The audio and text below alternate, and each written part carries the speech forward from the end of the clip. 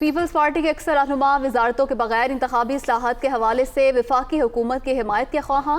सियासी इस्तेहकाम के लिए वफाकी काबीना में शामिल होना चाहिए बाज़ रहनुमाओं की राय। जबकि काबीना में शमूलियत ना की तो हुकूमत 2 माह भी चल ना सकेगी।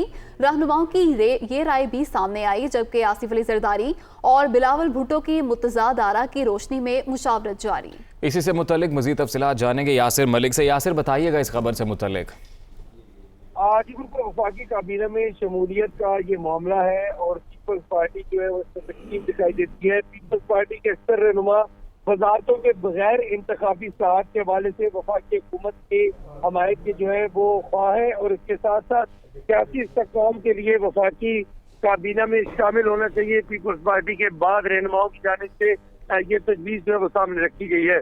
सियासी इस्तेहकाम के लिए शमूलियत जरूरी होनी चाहिए। वफाकी काबीना में शमूलियत ना की तो हुकूमत 2 माह भी नहीं चल सकेगी। पीपल्स पार्टी के अक्सर रहनुमाओं की जो राय है वो ये सामने आई है।